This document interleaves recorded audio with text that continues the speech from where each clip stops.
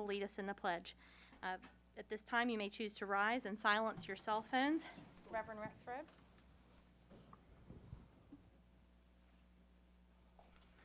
Let us pray.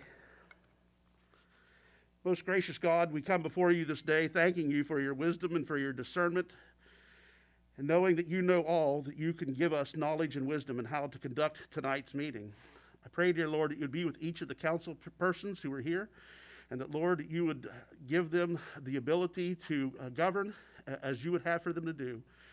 Your greatest command is that we love you with all of our heart, soul, mind, and strength, and to love one another as we love ourselves. And I pray, dear Lord, that the decisions that are made here tonight would show the love that we have for you and the responsibility and the love that we have for one another.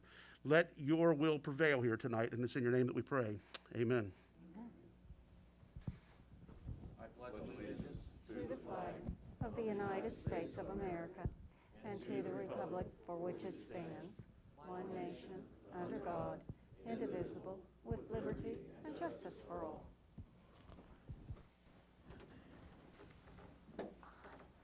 Good evening, Ms. Miller. Will you please call the roll? Yes, ma'am. Mr. Anderson? Here. Mr. Bailey? Present.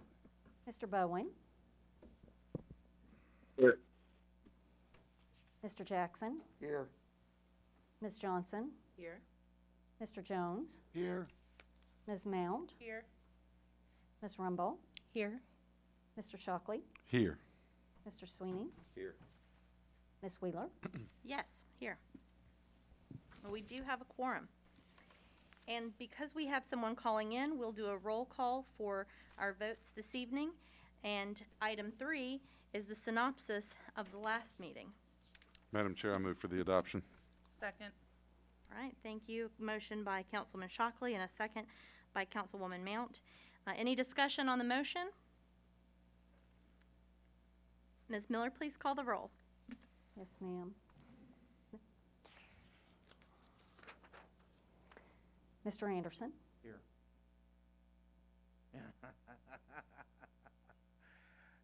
Yes.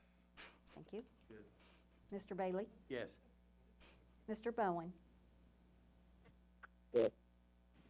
Mr. Jackson? Yes. Ms. Johnson? Yes. Mr. Jones? Yes. Ms. Mount? Yes. Ms. Rumbaugh? Yes. Mr. Shockley? Yes. Mr. Sweeney? Yes. Ms. Wheeler? Here. Yes. Joining my friend, Councilman Anderson, in solidarity. See what you started, The Councilman Jones. synopsis is approved. At this time, we'll hear from the mayor for his reports in item number 4. Welcome, Mr. Mayor.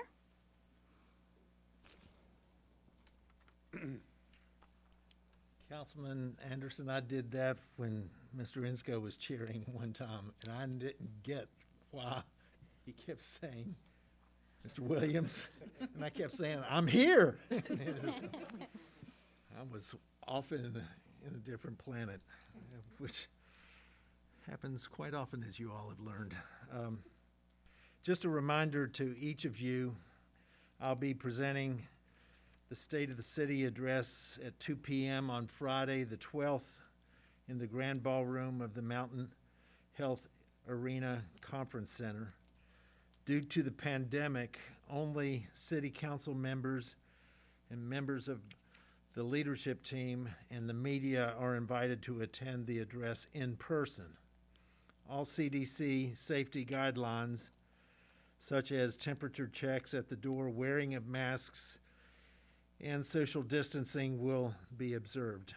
The address will be streamed live on the City of Huntington's Facebook page and on the homepage of the city's website, cityofhuntington.com. It will also be broadcast live on WRBC AM 930 and 94.1 FM. For those who are unable to attend the address in person and are unable to watch it live, it will remain on the city's Facebook page and website afterwards. Just a reminder, I'm requesting each of you as council members to submit your spring paving requests for each of your respective districts to the city clerk's office by no later than the close of business on Friday, February 12th.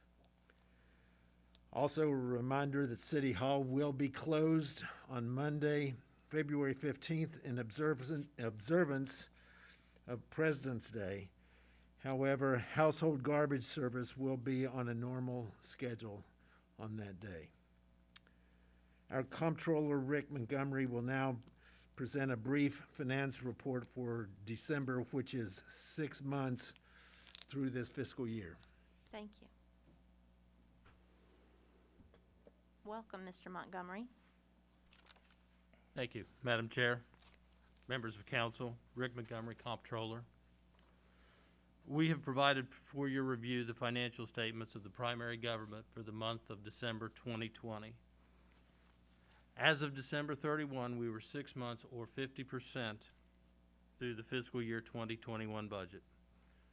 Expenditures in all major departments are below 50% of the fiscal year budget. Year-to-date general fund revenues were $36.6 million or 70% to budget.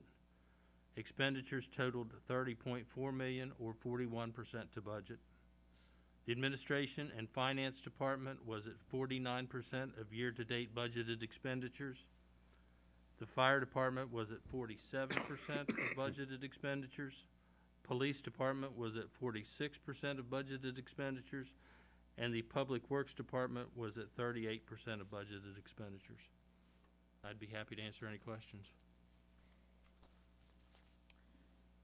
On the phone, questions for Mr. Montgomery? I have a question. Yes. So just to clarify, our revenue intake is at 36.6 million, Yes, ma'am. and our expenses were at what? 30.4. 30.4. Yes, ma'am. So we're over 6 million in the black? Roughly, yes. Thank you. Other Here. questions from members present? No question, just a comment. That's really impressive. See, I'm impressed. We certainly try. Well done. Well done. Anyone else? Thank you, Mr. Montgomery. Thank you.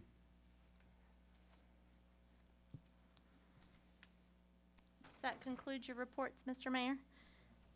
Does anyone else have anything for the mayor? Ms. Rumbaugh? Yes, actually, Mayor Williams, I'm very, very excited about the ordinances that we'll be voting on later in the council session, and I had a question for you. Hearing the financial report, the city does seem to be doing very well, and in recognition of all that you've done to try and help our retail establishments with the reduction of the B&O taxes, with the reduction of the refuse fee to help residents. One of the other issues that I'm very passionate about, because my experience is in child development, and as you know, I have a child care facility in Huntington, is child care. One of the issues over the last few years that the opioid epidemic has laid bare is that there's a strain on our child care system. Children are in need. And even more so, during the pandemic, we found that our frontline workers, our police departments, our fire departments, our city personnel, they needed child care. And there was not, it's one of those support systems that was really lacking in our community. I'm wondering if now, with the city in its current position, if you might seriously consider establishing a budget line for the development of a municipal-based child care program. Let me make a few observations here. I imagine you have heard the term depression babies. Both my parents grew up in the Depression. They became quite accomplished, but they watched every single penny that they had. And as a result of that, watching every single penny that they had, they were able to do remarkable things with their life. There's a lesson in that for us. Our chairperson, the chair of the Finance Committee, joined with me 4 years ago when it appeared that we were going to have a $6 million deficit at the end of the fiscal year. I would not wish that on even my worst enemy. However, one thing that each of you will come to understand, if you don't already appreciate, is that when difficult times come, that's when your mettle is truly measured.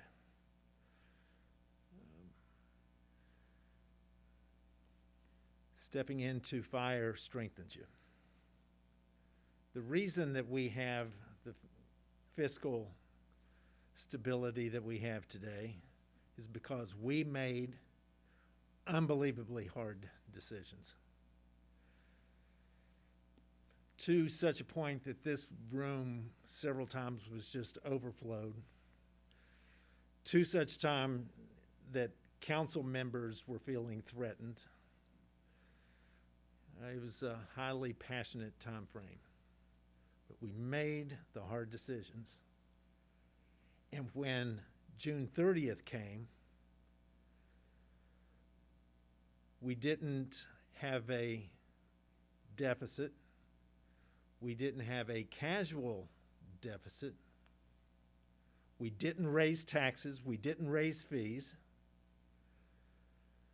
We ended up with a very small surplus. Yet here we find ourselves 4 years later in a much stronger fiscal condition. That being said, because we might have a $6 million surplus, so it seems, from our revenues and our expenses, the reason that it is so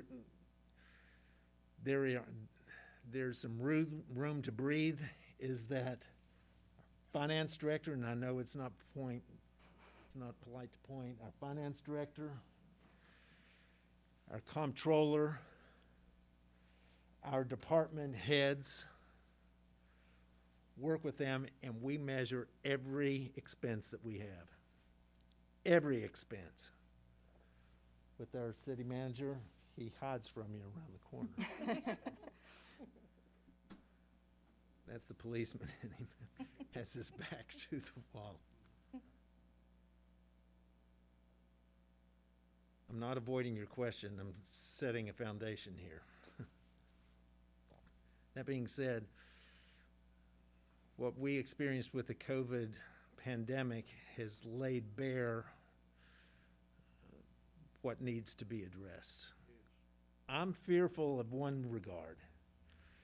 Everything in me, from my business background, just my conservative fiscal nature, yes, I did say conservative,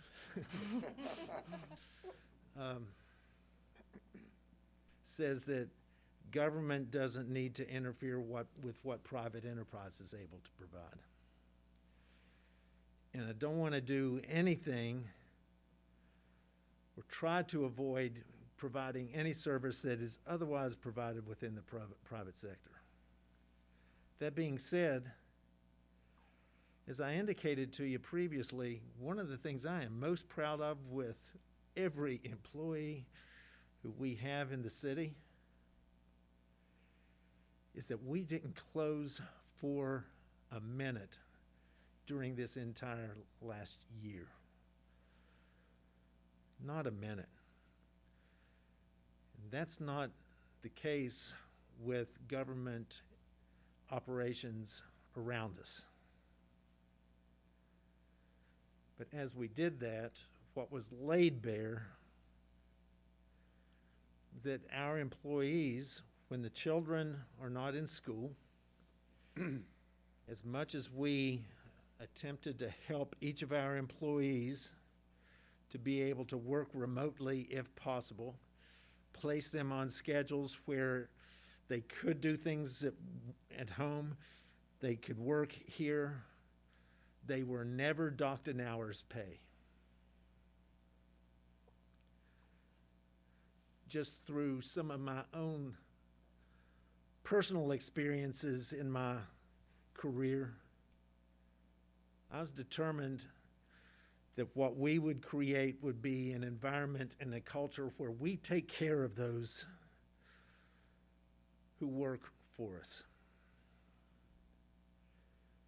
One thing that I had observed, and it's interesting, I think we find that we might have a common bond here, is that we need to figure out a way to be able to help our employees receive child care support so that there's not a burden on them while they're at work of what's happening with my child.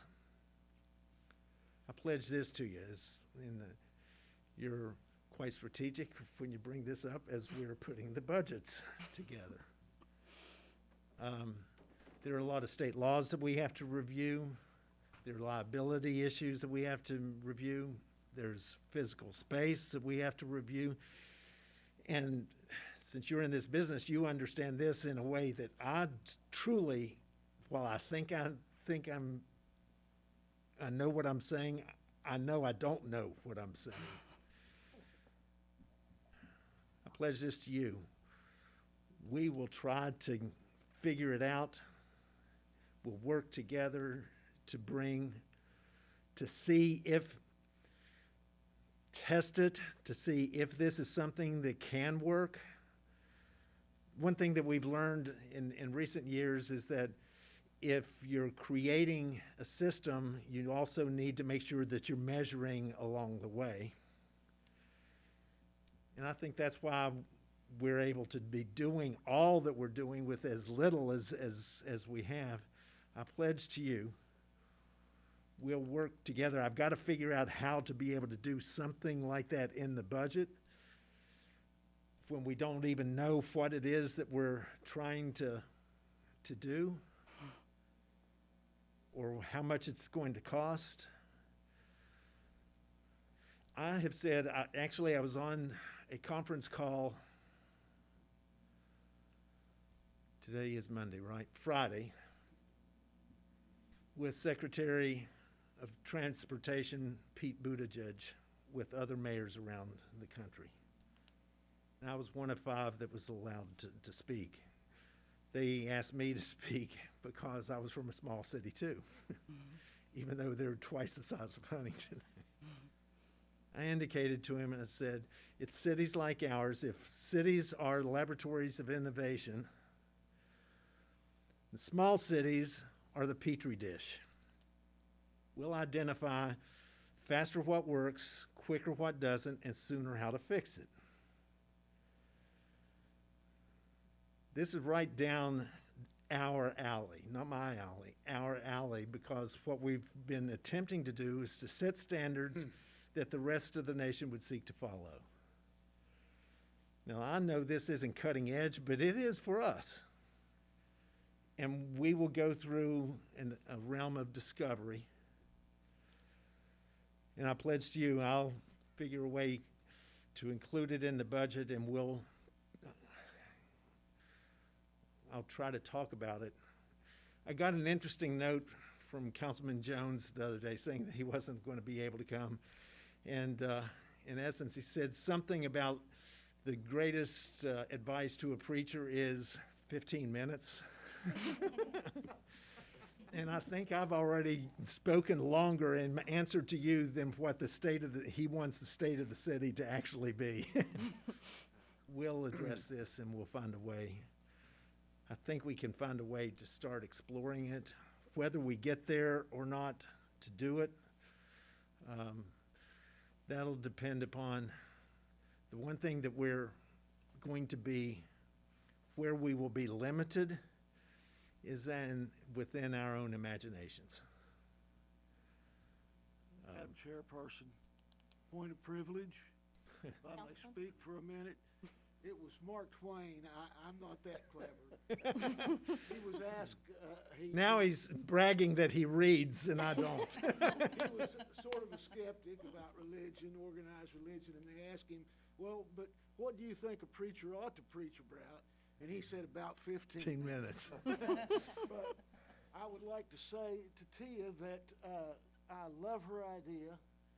I would like for her to write some kind of resolution up that perhaps, and I don't know whether this is possible or not, even if we can't get something like this off of the ground this year, that our city government could pass a resolution with a sense of what we would like to see done by our state and federal government, that they begin to be sensitive to low-income and single-parent children, single parent who have children who are struggling and need to not go to work at a job and have to spend all of their money for child care.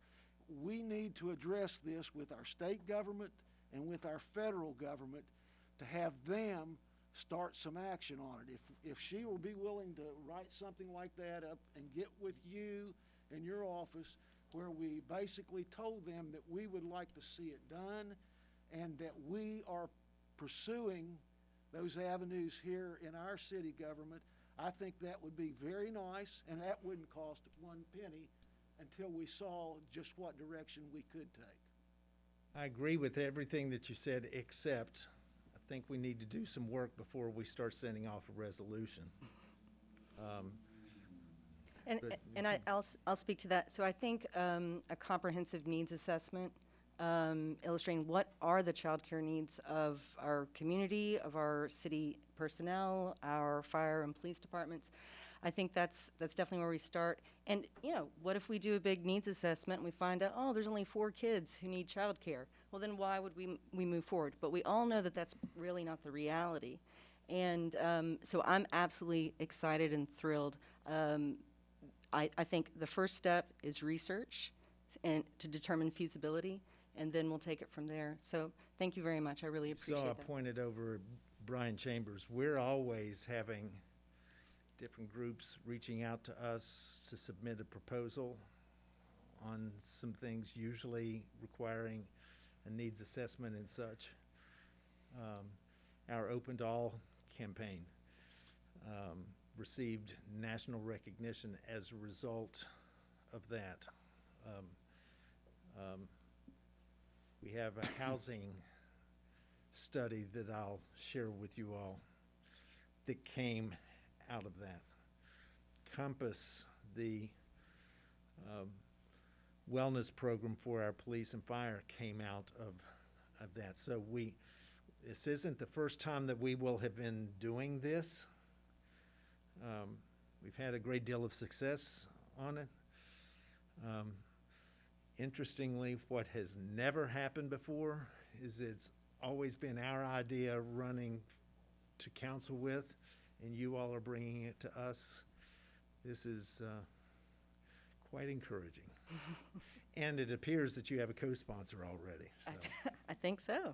Thank you for those comprehensive reports, Mr. Mayor. Sorry for taking up so much time. We appreciate it and appreciate the questions. Thank you so much. All right, we will move on to item number 5. It's the second reading of an ordinance 2020-046. Ms. Miller. An ordinance of council authorizing the mayor to enter into an intergovernmental agreement on behalf of the Huntington Police Department with the Village of Barbersville Police Department. Madam Chair, I move to adopt. Thank you, Councilman Anderson. Do I have a second? Second. Councilman Bailey, thank you. Chief Cornwell's here to speak on the item. Welcome back, Chief. Thank you, ma'am. Ordinance 2021-0-46. Is that correct?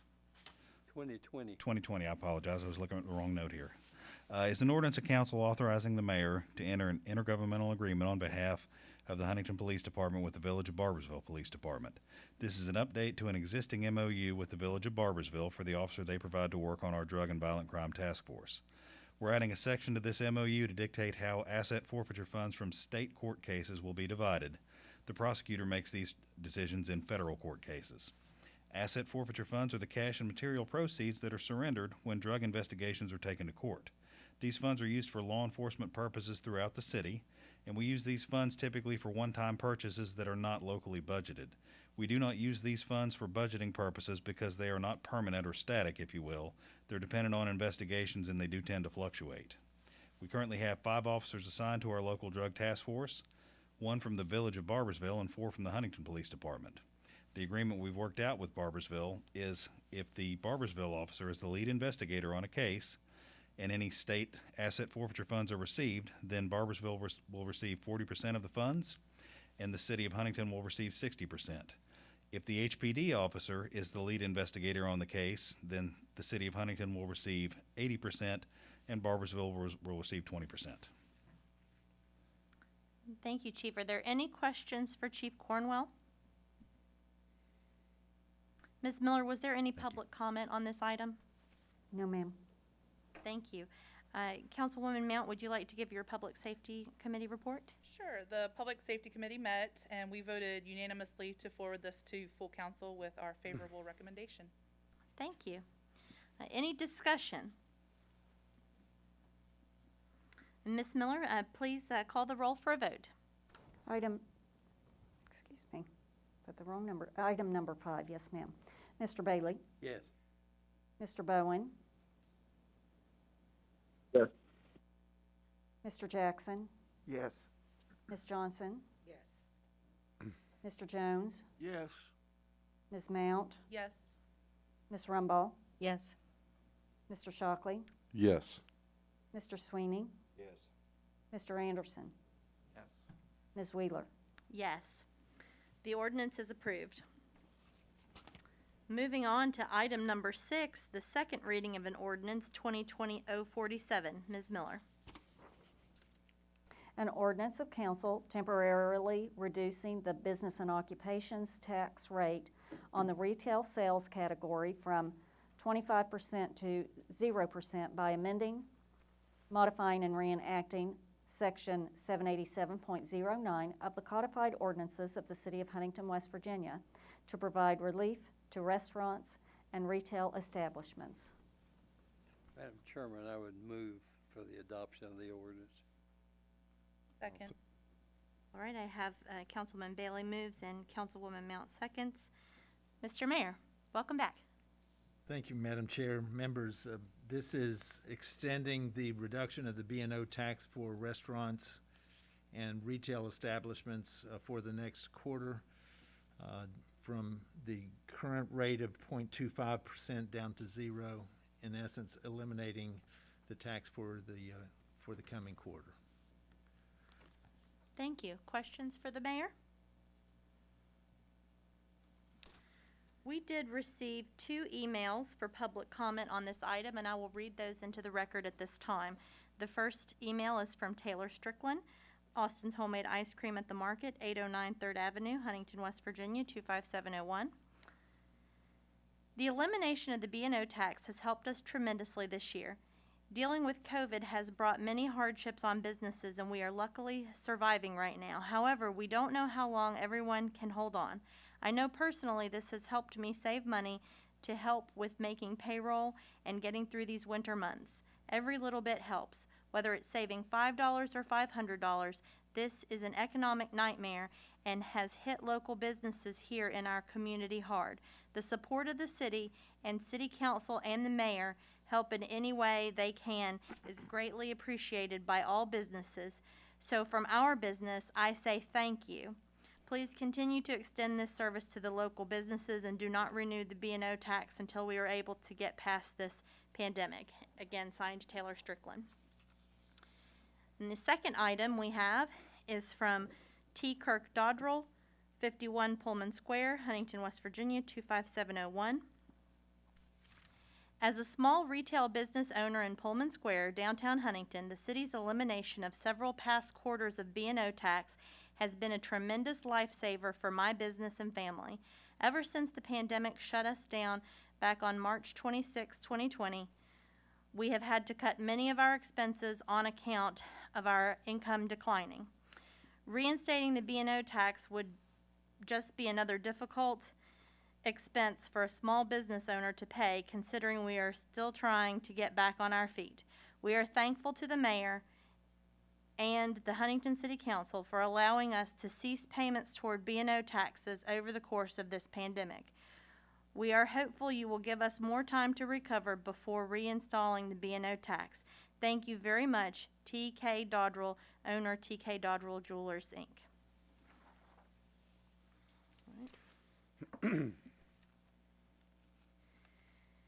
And Councilman Shockley, would you like to give a Finance Yes, Committee ma'am. report?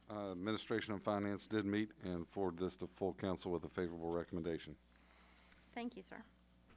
Any discussion? Yes, Madam Chairman, Kurt Dodwell, he's the only guy I know can jump higher than our mayor in basketball. They both were good rebounders, but Kurt was just a little bit taller and could leap a little higher than the mayor could. But both fine men and fine athletes. Thank you so much. All right, Ms. Miller, please call the roll. Item number 6, yes, ma'am. Mr. Bowen? Yes. Mr. Jackson? Yes. Ms. Johnson? Yes. Mr. Jones? Yes. Ms. Mount? Yes. Ms. Rumbaugh? Yes. Mr. Shockley? Yes. Mr. Sweeney? Yes. Mr. Anderson? Yes. Mr. Bailey? Yes. Ms. Wheeler? Yes. The ordinance is approved. Item 7 is the second reading of an ordinance, 2020-048. Ms. Miller. An ordinance of council temporarily reducing refuse fee from $20 per month to $0 per month by amending, modifying, and reenacting Section 951.08 of the codified ordinances of Huntington, West Virginia to provide relief to residents during the coronavirus outbreak. Councilman Jones, do you move to adopt? Yes, I'd like to make a motion that we accept this. I'll I would second it then. All right, I have Councilman Jones moves and Councilman Bailey seconds. Mr. Mayor. Madam Chair, just as you have acted to assist local businesses, this is on the flip side of the ledger, seeking to help individuals throughout the city in our households. And this is eliminating the refuse fee for the next quarter. Would appreciate your consideration. Thank you. Questions for the mayor? Ms. Miller, do we receive any public comment on this item? No, ma'am. Thank you. Councilman Shockley, Finance Committee? Yes, Madam Chair, Administration Finance did meet on this item and forwarded it to full council with a favorable recommendation. Thank you, Councilman Shockley. Any further discussion? Ms. Miller, please call the roll for a vote. Yes, ma'am. Item number 7, Mr. Jackson. Yes. Ms. Johnson. Yes. Mr. Jones. Yes. Ms. Mount. Yes. Ms. Rumbaugh. Yes. Mr. Shockley. Yes. Mr. Sweeney. Yes. Mr. Anderson. Yes. Mr. Bailey. Yes. Mr. Bowen.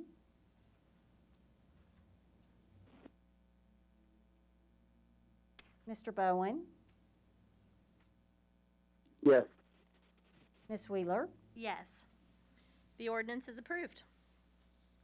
Item 8 is the first reading of an ordinance, 2020-049. Ms. Miller. An ordinance of council enacting Article 116 concerning the management, adjustment, and resolution of small claims and setting guidelines for the payment of such claims. Mr. Dameron is here to speak on the item. Mr. Dameron? Good evening, Scott Dameron, City Attorney. This ordinance 2020-049 is concerning small damage claims. I explained in the work session what this is about, but I'll briefly talk about it now. During the course of a year, the city receives between 40 and 50 small damage claims for things like pothole damage to vehicles, minor vehicle accidents, and fallen trees.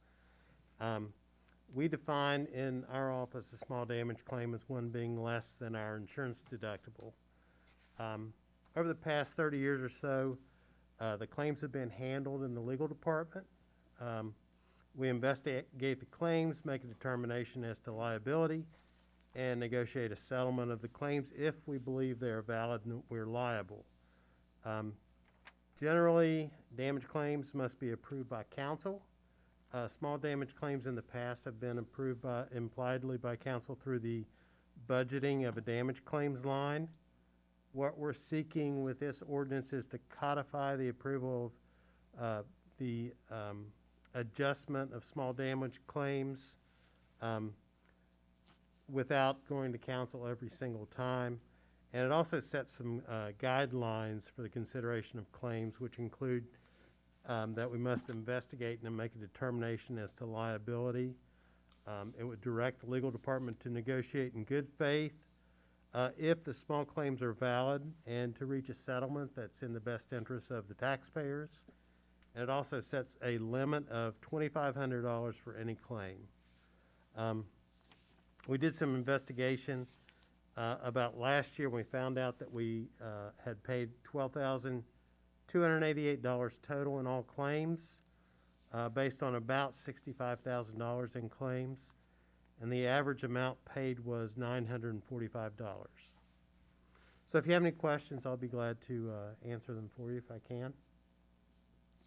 Thank you, Mr. Dameron. Does anyone have any questions?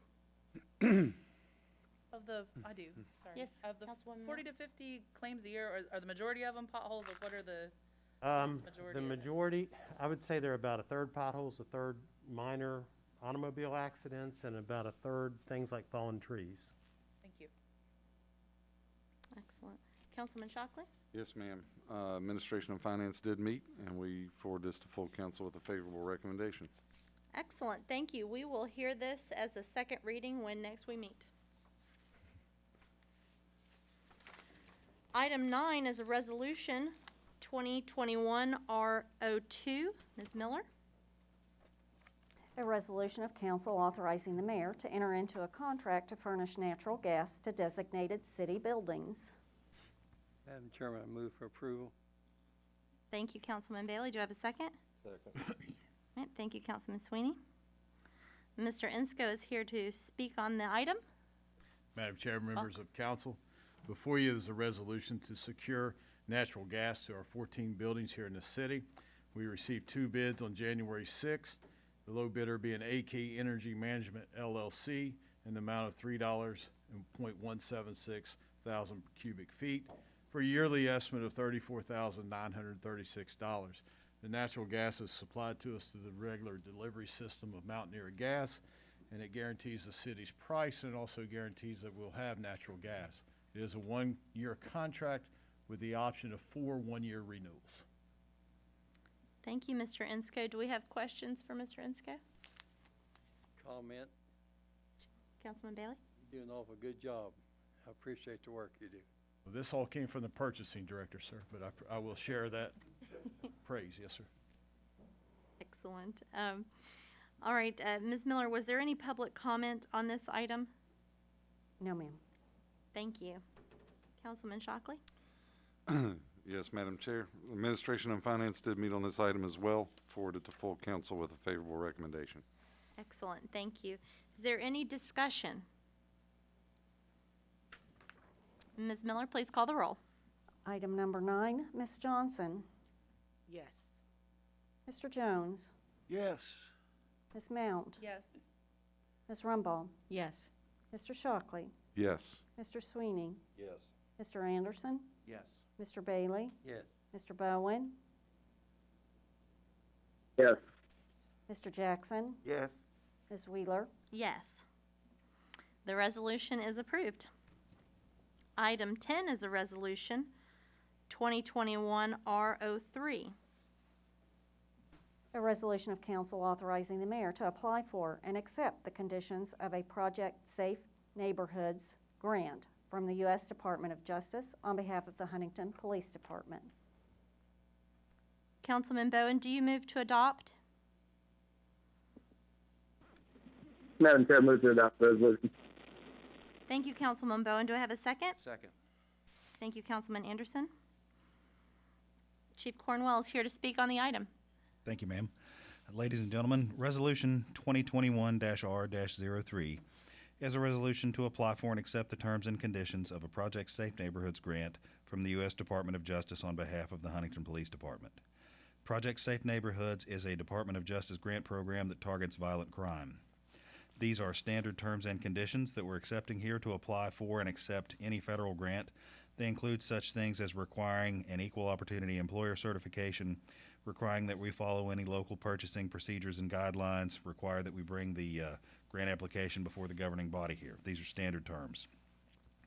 We use this funding to support operations such as drug and violent crime investigations, directed enforcement operations, and warrant sweeps, and these funds will be used for activities in all areas of our city over the next 3 years. That's the term of the grant. The total award here, this allocation is $69,000, and that amount is determined by the U.S. Attorney of the Southern District of West Virginia with a general direction for how he'd like to see the money spent. Last year, the focus was technology, and we used it to buy investigative software for our detectives. This year, we're allowed to use these funds for overtime reimbursement to support operations. $500 of this award will be used for advertising, billboards, and the like. $3,800 is allocated to send 3 people to the annual Project Safe Neighborhoods Conference, if it's allowed this year because of COVID. And that amount would cover airfare, food, and lodging, and again, this part is required.